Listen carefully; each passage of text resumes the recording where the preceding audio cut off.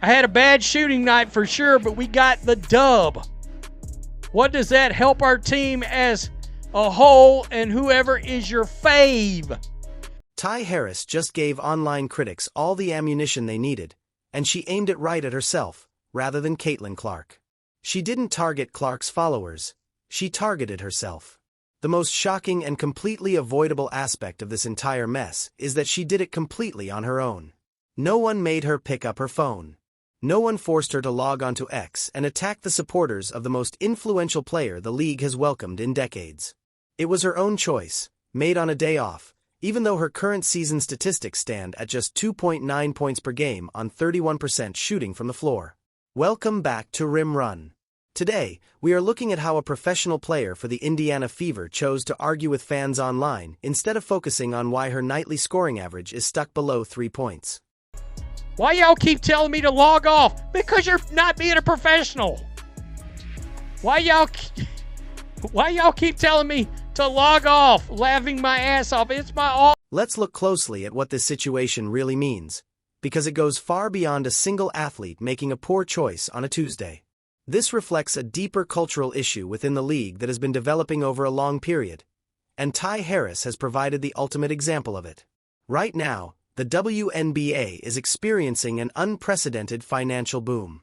The arrival of Caitlin Clark has attracted a massive wave of new spectators. These are fresh eyes that didn't watch previously. They are spending their hard-earned money, purchasing tickets, tuning into broadcasts, and driving up TV ratings and stadium crowds to levels the league hasn't seen in its history. These new viewers have standards. They pay close attention to the action. They voice their thoughts. So, when a player finishes a game with 4 points on 4 shots, the public will naturally comment on it. This shouldn't be viewed as an emergency or a personal insult. It is standard behavior for sports enthusiasts. That is exactly what it means to follow a team. Yet, rather than recognizing this reality, putting her phone away, and focusing on her game, Ty Harris decided to clash with the very consumers who fund her profession. And I'm like, are you professional athletes or influencers online? Let's break down the precise sequence of events, and it's important to remember every detail because they reveal why this action is so hard to defend. Caitlin Clark struggled with her shot during a matchup against the Las Vegas Aces. Every basketball player goes through that, especially during their first year in the league. Even though the Fever ultimately won the game and secured a victory, Clark's personal numbers fell short of what her followers anticipated. The supporters who buy tickets and jerseys, and who drive the league's new popularity, shared their disappointment on social media. That was the extent of it. Followers expressed dissatisfaction with a player's tough night despite the team coming away with a win. This is completely standard behavior across the entire world of professional sports. This is the point where Ty Harris steps in and creates a major conflict. With a season average of 2.9 points per game and a 31% shooting mark from the field, she felt the need to address the public complaints regarding Caitlin Clark by writing a message on X. She stated, and I quote, "I had a bad shooting night for sure, but we got the dub. What does that help our team as a whole and whoever is your fave? We all trying to help in any way we can." Think about those words for a moment. Look at them closely. It's vital to analyze what she chose to share. Initially, the message might seem acceptable. She admitted her own poor shooting, highlighted the team's success, and spoke generally about working together. However, there is a massive, undeniable issue with this. No one was discussing Ty Harris. Not a single spectator or online commentator was focused on her. The public critique was aimed solely at Caitlin Clark, yet Harris forced her way into the discussion. By using the words, "whoever is your fave," she took a clear and intentional swipe at Caitlin Clark, then expressed surprise when people called her out for doing the exact thing she criticized the fans for. See the evidence for yourself. Here is the unedited, official text that she uploaded online. "I had a bad shooting night for sure, but we got the dub. What does that help our team as a whole and whoever is your fave?" She put those words out in public, using her verified official profile, linked directly to her identity as a professional player. She wrote that she had a poor shooting performance but celebrated the victory, questioning how public criticism benefits the team or anyone's favorite player. The remark about whoever is your fave wasn't an accident or an error. It was a targeted reference meant for Caitlin Clark.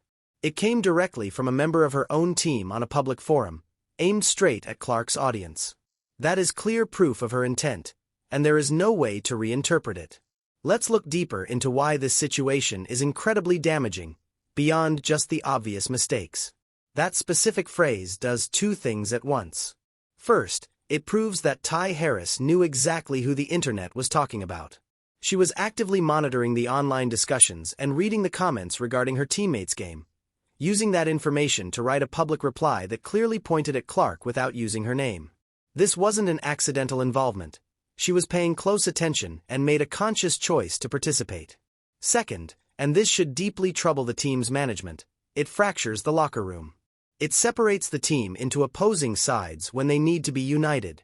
It tells the millions of people supporting Caitlin Clark that a member of the active roster views them as adversaries instead of supporters of the franchise. That is exactly how team chemistry gets destroyed and represents incredibly poor professionalism. Furthermore, she didn't just share one thought and leave. She remained online and kept arguing. Even when commenters advised her to put her phone away and act like a professional, warning her of the backlash, she posted another reply. She asked why everyone wanted her to log off, added that she was laughing, and noted it was her day off. She claimed players should be able to chat without being accused of arguing online, concluding that she felt blessed. Listen to those words carefully. Ty Harris is showing that she sees absolutely nothing wrong with her behavior. There is no regret or hesitation. She is simply making light of the situation and acting as though the critics are the issue. She tries to pass off her lack of professionalism as a standard chat that the public is blowing out of proportion, all while maintaining a stat line of 2.9 points per game and a 31% field goal percentage. Think about that number. 31%. To put this in perspective, consider a football scenario. Imagine Tom Brady is sidelined, and Bailey Zappi takes over at quarterback for the Patriots. If Zappi struggles and Brady's supporters criticize him online, imagine if Zappi then hops onto Twitter to insult those fans. Picture a reserve player who needs to prove his value to the team, fighting with the star player's followers on his day off. What would the consequences be for Bailey Zappi? His time with the franchise would be over immediately. He would lose the respect of his teammates, management would step in the following morning, and the head coach would take action before noon. In a high-level sports franchise, that kind of conduct is never accepted or overlooked. It gets handled right away. So, where is Stephanie White while this is happening? Why is the player still asking why people want her to log off? Because you're not being a professional. Why y'all keep telling me to log off, laughing my ass off? That is exactly what everyone viewing this needs to consider. Stephanie White serves as the head coach for the Indiana Fever, and her handling of this event, or rather, her failure to step in, adds another level to this massive problem. It is her responsibility to guide the environment within the team. She establishes the rules for how her players must behave, both during games and in public. She should have contacted Ty Harris immediately after those messages appeared online. The goal wouldn't be to publicly shame her, but to tell her to step away from social media so the matter could be handled privately, emphasizing that the franchise does not operate that way. That is what leadership requires today. Coaching isn't just about designing game strategies. It involves managing personalities, guiding team culture, and monitoring how players present themselves publicly. Because today, an online post serves as an official statement that impacts the entire franchise. What this situation reveals about the Fever's leadership is deeply concerning. Reports indicate that the internal culture of the team, especially regarding social media use, has been an ongoing issue. This extends beyond Ty Harris. There is a consistent history of players and staff members failing to ignore internet criticism, failing to stop themselves from replying, and failing to treat these platforms with the professionalism seen in other major American sports leagues, where social media is a resource to control rather than a place to argue. This is an organizational habit, not just an isolated error by one individual.